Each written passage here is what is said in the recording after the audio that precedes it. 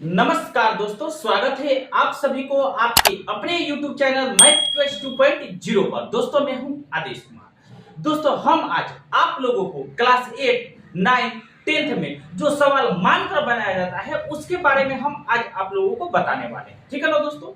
बहुत सारे स्टूडेंट क्या करते हैं, मानने वाला सवाल जब बनाते हैं तो गलत मानकर क्या करते हैं, बना देते हैं, जिससे सवाल क्या होता है, गलत होता है। ठीक है ना दोस्तों, क्योंकि उस लेवल के टीचर के पास वो लोग नहीं पढ़े होते हैं जो ये सब एक्सप्लेन करके बताए। जैसे दे देता है 3 क्रमागत प्राकृतिक संख्याओं का योग इतना है तो तीनों संख्या ज्ञात करें, या फिर दे देता है 3 क्रमागत सम संख्याओं का योग इतना है तो तीनों संख्या ज्ञात करें, या फिर दे देता है 3 क्रमागत विषम संख्याओं का योग इतना है तो तीनों संख्या ज्ञात करें। ये सब क्या करते हैं, मानने वाला सवाल में ये क्या करते हैं, गड़बड़ कर देते हैं। ठीक है ना। बहुत सारे स्टूडेंट कैसे माना जाता है, क्यों, कैसे होता है, पहला संख्या अगर x होगा तो दूसरा क्या होगा, तीसरा क्या होगा, कैसे और क्यों होगा, ये सब सारे एक्सप्लेन इस वीडियो में हम करने वाले हैं। आप लोग बने रहिएगा इस वीडियो में। तो चलिए देखते हैं। पहले देखिए हम पहले ये क्या लिख रहे हैं।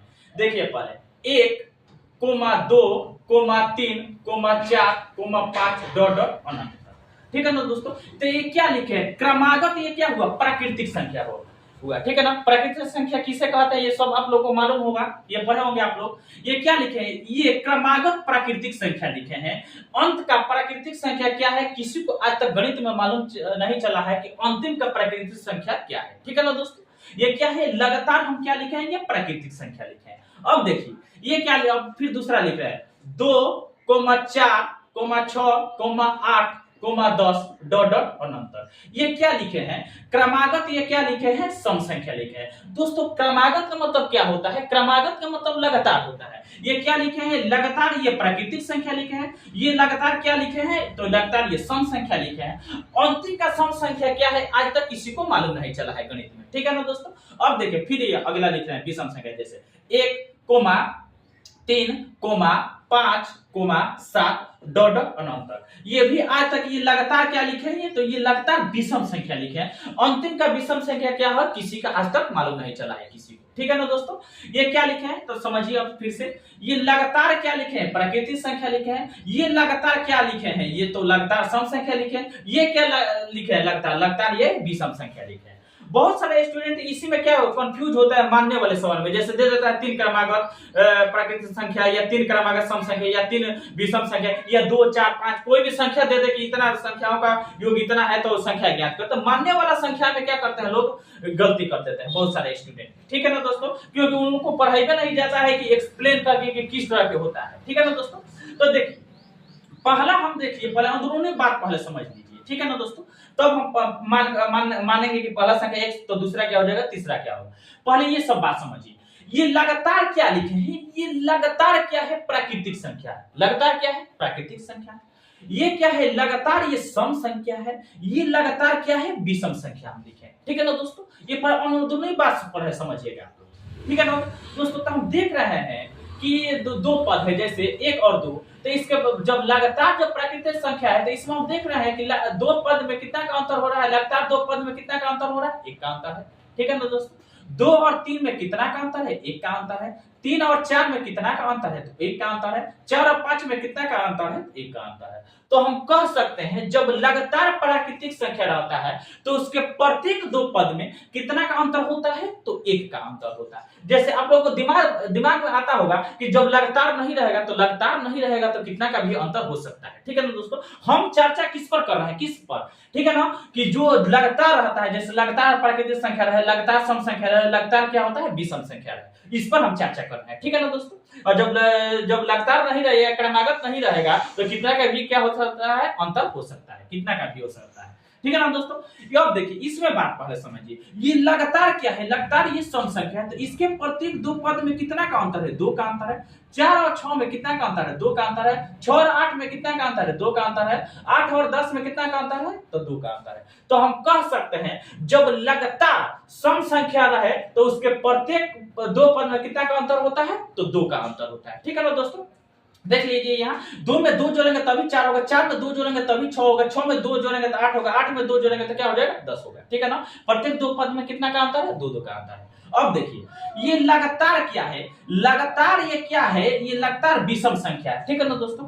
इसके भी प्रत्येक दो पद में कितना का अंतर है, तो दो दो का अंतर है। 3 और 5 में कितना का अंतर है, तो दो का अंतर है। 5 और 7 में कितना का अंतर है, तो 2 का अंतर है। तो हम कह सकते हैं कि जब लगातार जब विषम संख्या रहता है तो उसके प्रत्येक दो पद में कितना का अंतर होता है, तो 2 का अंतर होता है, ठीक है ना दोस्तों। तो पहले शुरू सब समझिए कि लगातार जब प्राकृतिक संख्या रहे तो उसके प्रत्येक दो पद में कितना का अंतर होता है, तो 1 का अंतर होता है, ठीक है ना, 1 का अंतर होता है। जब लगातार सम संख्या रहे तो उसके प्रत्येक दो पद में कितना का अंतर होता है, तो 2 का अंतर होता है, ठीक है ना दोस्तों।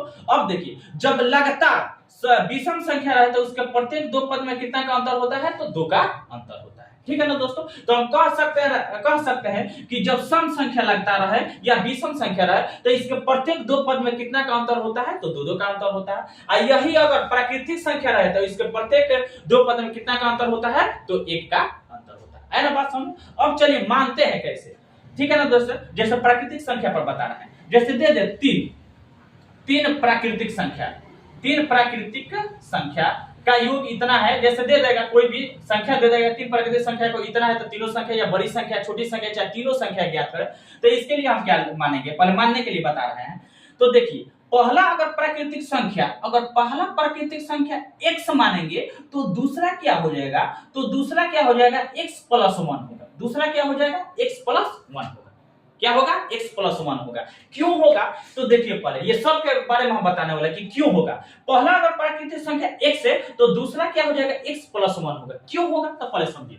इसके प्रत्येक दो पद में कितना का अंतर होता है, प्रत्येक दो पद में कितना का अंतर होता है, तो 1 का अंतर होता है। तो 1 में 1 जोड़ेंगे तभी 2 होगा, 2 में 1 जोड़ेंगे तभी 3 होगा, 3 में 1 जोड़ेंगे तभी 4 होगा, 4 में 1 जोड़ेंगे तभी क्या हो जाएगा, 5 होगा, ठीक है ना दोस्तों। तो इसीलिए पहला अगर प्राकृतिक संख्या x माने तो दूसरा क्या हो जाएगा, x प्लस 1। इसमें 1 जोड़ेंगे तभी दूसरा होगा। फिर इसमें अगर तीसरा प्राकृतिक संख्या का होगा तो देखिए तीसरा होगा x प्लस, इसमें और 1 जोड़ेंगे तो क्या हो जाएगा, x प्लस 2। आप लोग बहुत सारे स्टूडेंट क्या करते होंगे, आप समझते होंगे कि सर ये लिख दिए x प्लस 2 क्यों लिखे, ये तो x प्लस 3 होगा। नहीं, ये इस तरह क्या होगा, गलत होगा।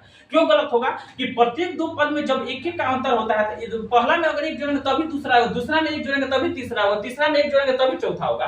तो पहला संख्या अगर x होगा प्राकृतिक संख्या, तो दूसरा क्या हो जाएगा, इसमें 1 जोड़ देंगे तो x प्लस 1, तीसरा क्या हो जाएगा, x प्लस 2, इसमें एक और जोड़ेंगे तो क्या हो जाएगा, तीसरा हो जाएगा। फिर तीसरा में 1 जोड़ेंगे तो फिर क्या हो जाएगा, चौथा हो जाएगा। देख लीजिए चौथा क्या हो जाएगा, तो x प्लस 2 में 1 और जोड़ देंगे तो क्या हो जाएगा, 2 में 1 जोड़ेंगे तो 3 ना होगा। तो चौथा प्राकृतिक संख्या का हो जाएगा x प्लस 3। है ना बात समझ में, क्यों हुआ, पहला x हुआ, इसमें x प्लस 1, इसमें 1 जोड़ेंगे तभी दूसरा होगा, दूसरा में 1 जोड़ेंगे तो तीसरा होगा, तीसरा में 1 जोड़ेंगे तो क्या हो जाएगा, चौथा होगा। अरे बस बहुत सारे स्टूडेंट यहाँ पर कि सर x प्लस 4 क्यों नहीं लिखे, x प्लस 4 लिखेंगे तो क्या हो जाएगा, गलत होगा मानने में। अरे बात समझ में, इसीलिए क्या होता है, पहला प्राकृतिक संख्या x होगा तो दूसरा का x प्लस 1 होगा, तीसरा क्या हो जाएगा, x प्लस 2 होगा, चौथा क्या हो जाएगा, x प्लस 3 होगा, ठीक है ना दोस्तों। ये तो समझ में आ गया आप लोगों को जब प्राकृतिक संख्या लगता रहे। अब चलिए अब आप लोगों को बताएंगे सम संख्या जब लगता रहता है, सम संख्या जब लगता रहे, सम संख्या, ठीक है ना दोस्तों। जब 3 सम संख्या दे दे, चाहे 2 भी दे सकता है, सम संख्या दे दे, चाहे 2 की जगह 3 की जगह 2 4 5 कुछ भी दे दे, तो पहला अगर सम संख्या x मानेंगे तो दूसरा क्या हो जाएगा, दूसरा हो जाएगा x प्लस 2। क्या हो जाएगा, x प्लस 2। क्यों होगा x प्लस 2, तो पहले बात समझिए। जब लगातार सम संख्या रहता है तो उसके प्रत्येक दो पद में 2 का अंतर होता है। तो पहला अगर x मानेंगे तो पहला में हम 2 जोड़ेंगे तभी ना दूसरा होगा, फिर दूसरा में 2 जोड़ेंगे तभी तो तीसरा होगा। आ रहा बात समझ में। तो देखिए पहला अगर x है तो इसमें 2 जोड़ेंगे तब क्या हो जाएगा, दूसरा हो जाएगा x प्लस 2। देखिए 2 में 2 जोड़ा है तभी दूसरा होगा, 4 में 2 जोड़ा है तब तीसरा होगा, 6। आ रहा बात समझ में। तो इसीलिए तो तीसरा सम संख्या क्या होगा, तो तीसरा में इसमें और 2 जोड़ेंगे तो x आप प्लस 2 में और 2 जोड़ेंगे तो क्या हो जाएगा, x प्लस 4 होगा। बहुत सारे स्टूडेंट क्या करते होंगे कि अब समझ में नहीं तो आता है कि बहुत सारे टीचर पढ़ा देते हैं कि x प्लस जैसे 4 लिख देंगे, बताइए नहीं करेंगे कि कैसे होता है। देखिए पहला अगर सम संख्या अगर x होगा तो दूसरा क्या हो जाएगा, x प्लस 2 होगा, तीसरा क्या हो जाएगा, x प्लस 4 होगा। क्यों होगा कि जब लगता रहेगा तो उसके प्रत्येक दो पद में 2 का अंतर होता है। तो पहला में 2 जोड़ेंगे तभी दूसरा होगा, दूसरा में 2 जोड़ेंगे तभी तीसरा होगा, तीसरा में 2 जोड़ेंगे तभी चौथा होगा, चौथा में 2 जोड़ेंगे तभी पांचवा होगा। आ रहा बात समझ में। तो इसीलिए अब देखिए चौथा सम संख्या क्या होगा, तो इसमें और दो जोड़ेंगे तो x अब प्लस 4 और दो जोड़ेंगे तो 6 होगा, ठीक है ना। चौथा सम संख्या बहुत सारे को आता होगा कि 4 क्यों नहीं रहे, 4 लिखेंगे तो क्या हो जाएगा, गलत होगा। x पर क्योंकि लगातार रहता है तो प्रत्येक दो पद में दो दो का अंतर होता है, तो दो दो जोड़ते जाएंगे, आगे बढ़ते जाएंगे। ये पहला x होगा तो इसमें दो जोड़ेंगे तो x प्लस 2 होगा, दूसरा में दो जोड़ेंगे तो तीसरा होगा x प्लस 4, 4 में x प्लस 4 में दो जोड़ेंगे तो क्या हो जाएगा, x प्लस 6 होगा। तो चौथा यानी सम संख्या, ठीक है ना। ये तो सम संख्या समझ में आ गया। अब देखिए, अब चलिए अब विषम संख्या समझाते हैं। जैसे विषम संख्या जब रहे तो सम या विषम रहता है तो प्रत्येक दो में दो दो जोड़ते हैं, जैसे विषम देते विषम, ठीक है ना दोस्तों, विषम संख्या देते।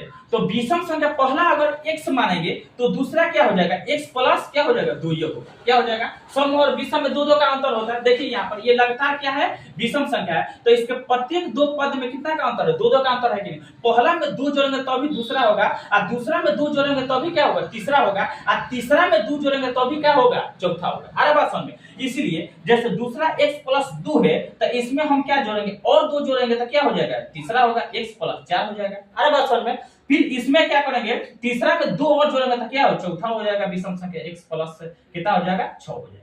तो हम कह सकते हैं इस तरह भी आप लोगों को यहाँ पर समझेबे किए अभी कि दो दो का अंतर होता है। पहला अगर सम संख्या x होगा तो दूसरा क्या हो जाएगा, x प्लस 2। विषम संख्या रहता है पहला x होगा तो दूसरा x प्लस 2, ठीक है ना दोस्तों। तीसरा क्या हो जाएगा, x प्लस 4, चौथा क्या हो जाएगा, x प्लस 6। ये तो बात समझ में आ गया। तो अब चलिए इस